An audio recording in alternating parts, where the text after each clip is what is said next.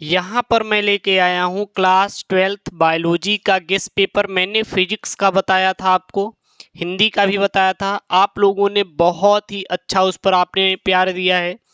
सो हम आपको उसका सल्यूशन भी दे देंगे, आपको चिंता नहीं करना है। और ये गेस्ट पेपर बायोलॉजी का है जो कि 2024 बोर्ड परीक्षा के लिए। अगर आप चाहते हैं कि अब हमारे पास केवल 1 से 2 महीने का समय है और 70 में 70 लेकर आएँ, तो इस गेस्ट पेपर को आप तैयार कर लीजिएगा। इससे बाहर आपका आने वाला नहीं है। और मैंने इसका पूरा देख सकते हैं सल्यूशन भी किया है।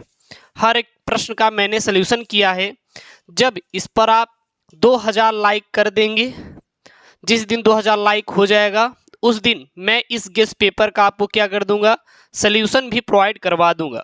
क्योंकि भाई साहब कुछ ना कुछ तो आपको सपोर्ट करना तो पड़ेगा ना। तो इसलिए कमेंट करो और शेयर करो अगर इस गेस्ट पेपर का आपको सल्यूशन चाहिए तो।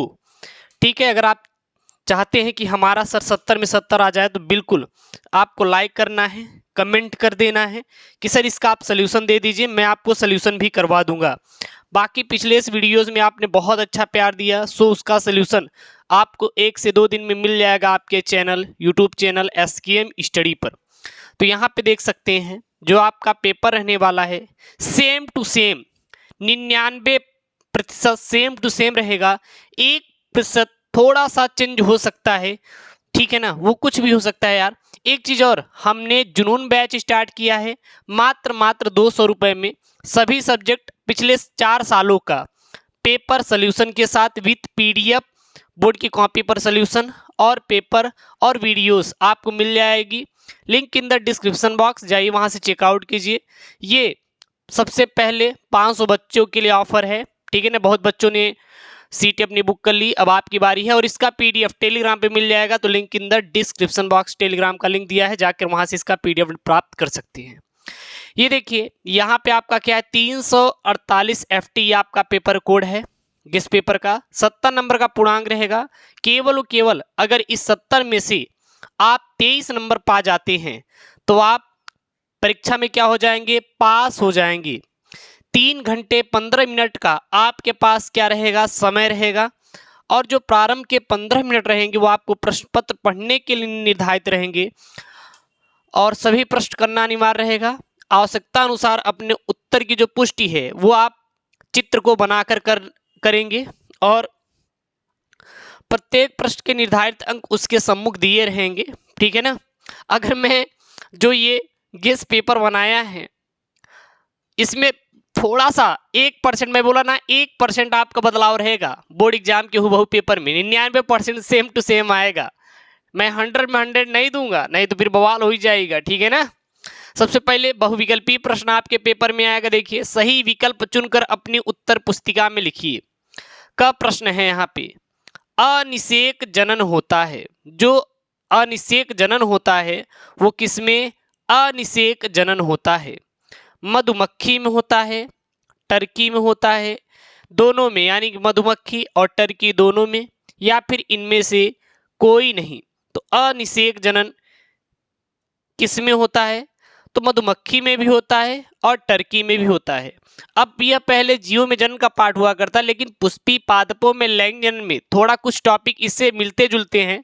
सो वहां से प्रश्न आएंगे तो आप दे दीजिएगा कि मधुमक्खी और टर्की दोनों में अनिषेक जनन होता है। उसके बाद ख वाला है, ये सब एकदम वायरल वाले प्रश्न यार, हर साल पेपर आपके बोर्ड में रिपीट किया जाता है। हर साल आप उठाई को देख लेना, जो भी आपके पेपर हुए हैं पिछले साल के सभी पेपर में सेम टू सेम आपके पेपर में क्वेश्चन बने हुए हैं। तो आपको क्या लगता है कि एक्स्ट्रा बन जाएगा? अरे नहीं बनेगा यार। जब सेम टू सेम क्वेश्चन बन रहा है आपके पेपर में तो आप यही पढ़ के चले जाओ ना। आपको क्यों एक्स्ट्रा मेहनत करने की जरूरत है? आपको एक्स्ट्रा बिल्कुल भी नहीं पढ़ना है। मानव में एबीओ रुधिर वर्गों में कितने जीनोटाइप संभव है? जो मानव है इसमें जो एबीओ रुधिर वर्ग होता है इसमें कितने जीनोटाइप संभव होता है? 2 जीनोटाइप, 4 जीनोटाइप, 6 जीनोटाइप, या फिर 8 जीनोटाइप, या फिर कितना, 8 जीनोटाइप। तो जो मानव में एबीओ रुधिर वर्गों में कितने जीनोटाइप संभव होते हैं? तो कुल आपके 6 जीनोटाइप संभव होते हैं। कितने जीनोटाइप संभव होते हैं? 6 जीनोटाइप संभव होते हैं। उसके बाद यहाँ पे है बीटी यानी कि जीव विष किस जीवाणु द्वारा उत्पादित होता है, यानी कि जो बीटी होता है बैसिलस थुरिएंजेंसिस, बैसिलस थुरिएंजेंसेंसिस इसी ही को कहा जाता है। बीटी जीव किस जीवाणु द्वारा उत्पादित होते हैं, बैसिलस वुल्गैरिस, बैसिलस थुरिएंजेंसिस जेंसिस, बैसिलस सबटाइलिस, बैसिलस मेगाथीरियम। तो जो ग का राइट आंसर हो जाएगा वो सेकंड वाला हो जाएगा, क्या हो जाएगा, बैसिलस थुरिएंजेंसिस हो जाएगा। जो बीटी होता है, जो बीटी होता है जीव विष किस जीवाणु द्वारा उत्पादित होता है, बैसिलस थुरिएंजेंसिस से होता है। उसके बाद देखिए यहाँ पे अगला है, सारा एकदम यार गेस पेपर मैं आपको बता दे रहा हूँ, अगर 2000 जिस दिन लाइक कर देंगे उस दिन आपको इसका सलूशन मिल जाएगा और इससे बाहर आपके पेपर में नहीं आएगा एक भी प्रश्न, गारंटी हमारी है। घ यहाँ पे ऐसी पारस्परिक क्रिया जिसमें एक जाति को लाभ होता है और दूसरी जाति को न लाभ होता है और न हानि, उसे कहते हैं। देखिए जैसे कि आप दो दोस्त हैं, एक को तो लाभ हो रहा है, जो दूसरा है न तो उसको लाभ हो रहा है न हुई कोई हानि हो रहा है, तो उसको हम लोग क्या कहते हैं, अंतरजातीय जीविता, सहभोजिता, सहोपकारिता या फिर स्पर्धा बोला जाता है, तो उसको बोला जाता है सहभोजिता। सहभोजिता एक ऐसी जैविक क्रिया होती है जिसमें एक जाति को क्या होता है, लाभ होता है और दूसरे जाति को तो न तो लाभ होता है और न ही क्या होती है, हानि होती है, उसे हम लोग क्या कहते हैं, सहभोजिता कहते हैं। बहुविकल्पी के बाद यहाँ पे निश्चित उत्तरीय प्रश्न है। अब निश्चित उत्तरीय प्रश्न आपके एक एक नंबर के, बहुविकल्पी भी एक एक नंबर के, निश्चित उत्तरीय भी आपके एक एक नंबर के आएंगे। लीडिंग कोशिकाओं द्वारा संश्लेषित व स्रावित वृषण हार्मोन्स के आपको नाम लिखना है यहाँ पे। तो जो लीडिंग कोशिकाओं द्वारा संश्लेषित व स्रावित वृषण हार्मोन्स होते हैं वो होते हैं एंड्रोजन्स हार्मोन्स। कौन से होते हैं, एंड्रोजन्स हार्मोन्स का जो श्रावण होता है वो लीडिंग कोशिकाओं द्वारा होता है। संश्लेषित व स्रावित वृषण हार्मोन्स क्या होते हैं, वो होते हैं एंड्रोजन्स हार्मोन्स होते हैं। कौन से होते हैं, एंड्रोजन्स हार्मोन्स होते हैं। ख यहाँ पे उस फ्रांसीसी प्रकृति विज्ञानी का नाम लिखिए जिन्होंने कहा था कि जीव रूपों का विकास अंगों के उपयोग एवं अनुप्रयोग के कारण होता है। यह पता है किस चैप्टर का है, जो विकास है आपका उस चैप्टर का है और ये आपका मानव जनन से प्रश्न है, देख सकते हैं, यानी सेकंड वाले चैप्टर का। तो ये आपका छठा चैप्टर का है। तो उस वैज्ञानिक नाम था डी लैमार्क, क्या था, जीन बैटिस्ट डी लैमार्क, या फिर डायरेक्ट बोलिए जो डी लैमार्क थे, उन्होंने ही बताया था कि जीव रूपों का विकास अंगों के उपयोग एवं अनुप्रयोग के कारण होता है। यानी कि जो जिराफ होते हैं उनके गर्दन इसलिए लंबे होते हैं क्योंकि वो ऊंचे ऊंचे उनके गर्दन होती है, वो क्या करते हैं, वो अपने गर्दनों की सहायता से पत्तियों को खाते, इसलिए उनकी गर्दन क्या हो गई, लंबी हो गई है। उसके बाद गए यहाँ पे दो बीजों के नाम लिखिए जिनमें बीजों के परिपक्व होने से पूर्व भ्रूणपोष का विकासशील भ्रूण द्वारा उपभोग कर लिया जाता है। तो यहाँ पे ऐसे दो बीजों का नाम लिखना है जिनमें बीज के परिपक्व होने से पहले, यानी कि बीज पकता नहीं, परिपक्व होता नहीं, उसके पहले ही भ्रूणपोष विकासशील भ्रूण द्वारा क्या कर लिया जाता है, उपभोग, यानी कि उसका उपयोग कर लिया जाता है। तो उसको कहते हैं मटर तथा सेम। क्या नाम है उसका, मटर और सेम नाम है। उसके बाद यहाँ पे है, क्योंकि इसका बस इतना ही नाम देना है, बहुत ज़्यादा नहीं लिखना है, बस ये लिख दीजिएगा कि मटर तथा सेम ऐसे बीज हैं जो कि परिपक्व होने से पहले, जिनमें बीज के परिपक्व होने से पहले भ्रूणपोष विकासशील भ्रूण द्वारा उपभोग कर लिया जाता है। प्राकृतिक वर्ण का सिद्धांत किसने प्रतिपादित किया था, तो जो प्राकृतिक वर्ण का सिद्धांत था प्रतिपादित करने वाले वैज्ञानिक थे चार्ल्स डार्विन ने। किसने किया था, चार्ल्स डार्विन ने किया था, ठीक है। उसके बाद है यहाँ पे भारत सरकार द्वारा पर्यावरण सुरक्षा पर्यावरण संरक्षा अधिनियम कब पारित किया था? तो जो हमारे भाई साहब सरकार हैं, इन्होंने पर्यावरण को सुरक्षित रखने के लिए पर्यावरण अधिनियम पारित किया था। कब पारित किया था? तो सन 1972 ईस्वी में पारित किया था। कब किया था? सन 1972 ईस्वी में पारित किया था। यहाँ तक क्लियर है? अब देखिए यहाँ पर अगर देखेंगे तो 4 बहुविकल्पी और 5 निश्चित उत्तरी, यानी कि 4, 5, 9 नंबर का तो आपको मैं सॉल्व ही करा दिया। अब बचे हुए जो हैं आप 2000 लाइक ठोको, इसका आपको पूरा सोल्यूशन में मिल जाएगा, ठीक है ना। अब इसके लिए आपको सपोर्ट करना पड़ेगा, आपको दिखाना पड़ेगा कि हाँ हम सर आपके साथ है, आप मेहनत कीजिए। अब इम्पॉर्टेंट तो है, लेकिन अब आपको पेपर की ज़रूरत है, पूरे सब्जेक्ट की तैयारी की ज़रूरत है। तो पूरे सब्जेक्ट की तैयारी कैसे करेंगे? अरे हमारे साथ करिए यार, एसकेएम स्टडी के साथ करिए। जब एसकेएम स्टडी है तो आपको कोई टेंशन लेना ही नहीं है। अति लघुत्तरी प्रश्न इसके बाद आएगा 1-1 नंबर का।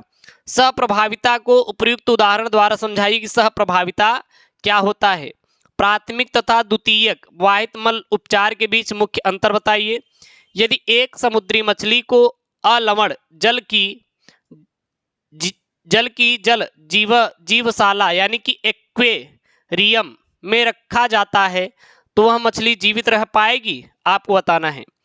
यहाँ पे वाटसन एवं क्रिक द्वारा प्रस्तुत किए गए द्विकुंडली डीएनए का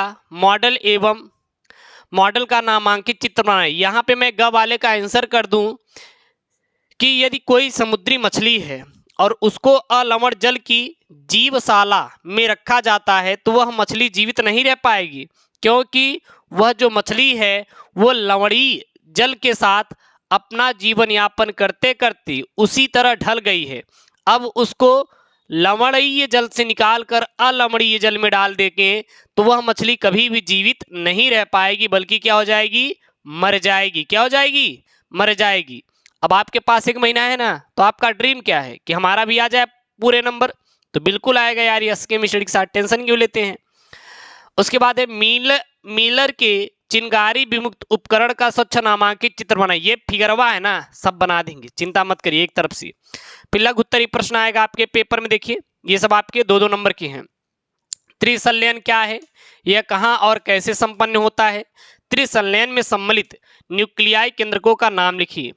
निम्नलिखित में अंतर स्पष्ट कीजिए, जैसे सहज और एवं उपार्जित प्रतिरक्षा, सक्रिय एवं निष्क्रिय प्रतिरक्षा। तो प्रतिरक्षा से काफी प्रश्न बनता है, या फिर ये वाला प्रश्न दे देगा या फिर देगा प्रतिरक्षा क्या है, टिप्पणी कीजिए। फिर गए यहाँ पे एक शिशु का रुधिर वर्ग O है, यदि पिता व माता के रुधिर वर्ग A व B हैं तो जनकों के जीनोटाइप व उनके अन्य संतति में जीनोटाइप का पता कीजिए। जिन चिकित्सा क्या है? एडिनोसिन डीएमिनेज यानी कि डीएनए की कमी का उदाहरण देते हुए सचित्र वर्णन कीजिए। फिर ये भी आपके कितने नंबर के हैं? ये भी आपके 3-3 नंबर वाले हैं। शुक्र जनन क्या है? शुक्राणु जनन क्या है? शुक्राणु जनन की प्रक्रिया का संक्षेप में वर्णन कीजिए। निम्नलिखित को उदाहरण से ही समझाइए। सहप्रभाविता और अपूर्ण प्रभाविता क्या होता है आपको बताना है। फिर है यहाँ पे जेल इलेक्ट्रोफोरेंसिस यानी कि जेल वैद्युत का संचालन से आप क्या समझते हैं? डीएनए खंड का पृथक्करण एवं विगलन की तकनीकी का संक्षेप में वर्णन कीजिए। बायोगैस क्या है? एक प्रारूप बायोगैस संयंत्र का चित्र की सहायता से वर्णन कीजिए।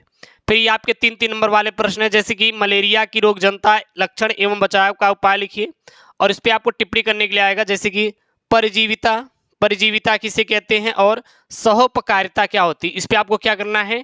टिप्पणी करने के लिए पेपर में आएगा।